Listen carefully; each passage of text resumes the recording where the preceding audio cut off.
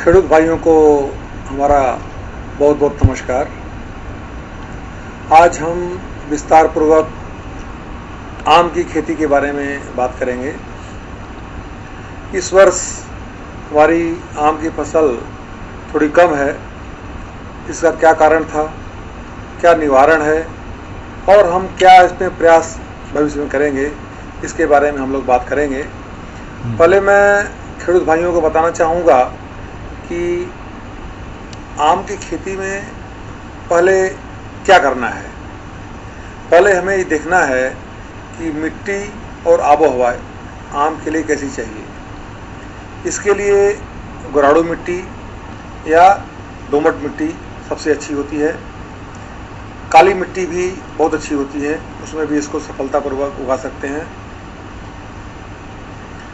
जहाँ तक क्लाइमेट की बात है, क्लाइमेट में पहले तो हम लोग आम की खेती सुझाव देते थे किसानों को कि इसको जहाँ पानी हो, जहाँ ज़मीन अच्छी हो, वहाँ उगाएं। लेकिन आजकल जो वैज्ञानिक विधि आ गई है और हम लोग रिसर्च किए तो उसमें देखा कि हम जो है सूखे क्षेत्र में भी, जैसे वर्षा आधारित खेती हो या सेमी एरिड रीजन हो, इवन एरिड रीजन में भी आम की खेती हो सकती है, बशर्ते उसको ड्रिप पद्धति से पानी की व्यवस्था थोड़ी होनी चाहिए। अब हम बात करेंगे कि इसका पौधा कैसे तैयार करें।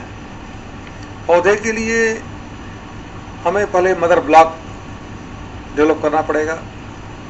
मदर ब्लॉक में जो पौधा होगा उसमें कोई रोग व्याधि नहीं होना चाहिए, वो सही प्रजाति का पौधा होना चाहिए। इसके बाद हम नर्सरी तैयार करते समय आम के पके फल को ले लेते हैं, देसी फलों को, और उसका बीज निकालते हैं। गुठली निकालने के बाद उसको जो है दवा से ट्रीट करते हैं। बेवस्टीन दवा करीब 2 ग्राम प्रति लीटर पानी में लेकर के बाल्टी में घोल लें और उसमें एक बार गुठली डाल दें और गुठली निकाल करके फिर नर्सरी में डाल दें। नर्सरी में डाल देने के बाद करीब 15 दिन के बाद, 20 दिन के बाद उसमें जो है अंकुरण होगा और 1 महीने के बाद उसमें से हम गुठली को, जो अंकुरित गुठली है, उसको निकाल करके और पॉलीथीन बैग में इसकी साइज 10 सेंटीमीटर गुने 20 सेंटीमीटर होती है या 15 सेंटीमीटर गुने 25 सेंटीमीटर होती है, उसमें मिट्टी भर के और खाद भर के गुठली को, ये अंकुरित गुठली को लगा दें। ये काम हम किसान भाइयों से कहना चाहते हैं कि जून जुलाई महीना में संपन्न हो जाता है। इसके बाद हम जुलाई के बाद करीब मार्च महीना में, फरवरी मार्च महीना में, जो ये देसी पौधा होता है आम का,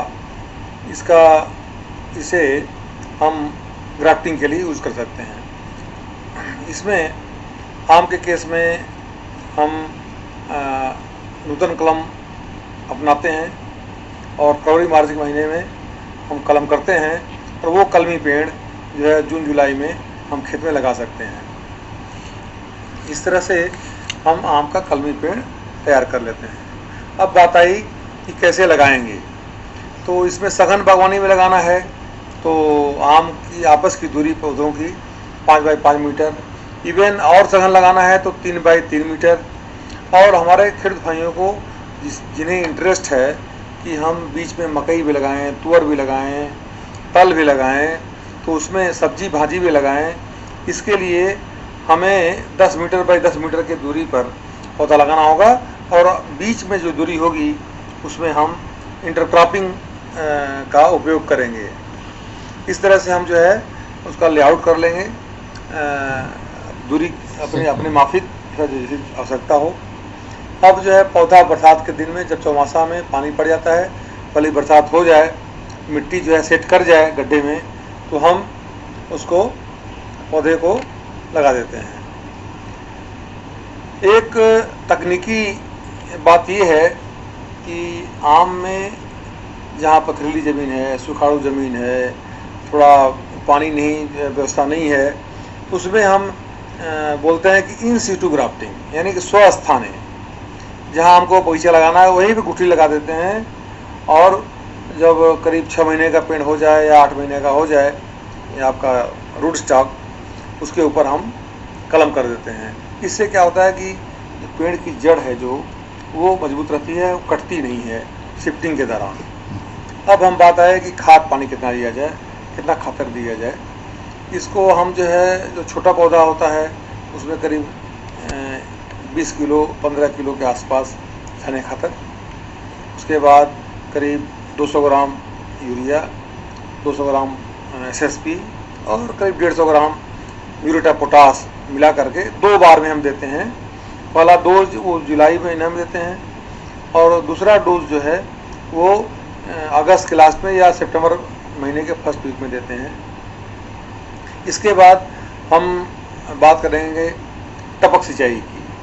आम में या और किसी भी फसल में अब आजकल फ्लड सिंचाई जो आप देते हैं क्यारी में, वो देना संभव नहीं है, वो वैज्ञानिक तरीके से सही नहीं है, बहुत पानी का जो है नुकसान होता है। अतः हमारे किसान भाइयों से अनुरोध है वो जो है टपक विधि से आम में पानी दें, बल्कि यदि उनके पास व्यवस्था अच्छी है तो फर्टिलाइज़र भी पानी के साथ अप्लाई करें। इससे क्या होगा कि पौधे को सही मात्रा में सही समय पर पानी और खाद मिलेगा। सही समय पर खाद मिलने से, पानी मिलने से अंततः उसका विकास भी बहुत अच्छा होगा। अतः हमारे किसान भाई ध्यान रखें कि जो भी खाद, जो भी पानी देना है वो उचित समय पर उचित मात्रा में दें।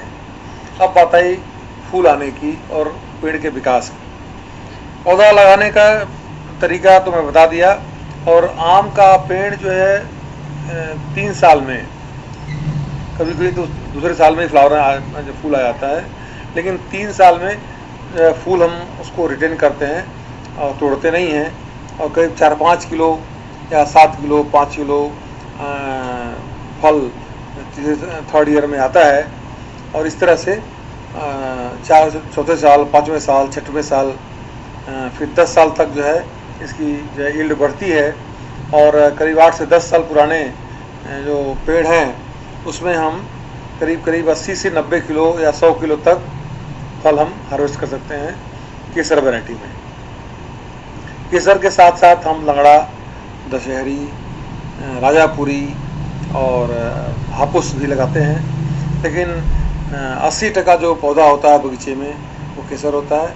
20% में और सब प्रजाति लगाते हैं जो कि पॉलिनेशन के लिए बड़ा उपयोगी है। यहाँ पर मैं बताना चाहूँगा अपने खेडूत भाइयों को कि केवल दशहरी, ये इसका केवल केसर का ही बगीचा ना लगाएं, उसमें 10 से 20% केसर के अलावा दूसरी प्रजाति भी लगाएं। इससे उसमें परागण क्रिया पूरी तरह से संपन्न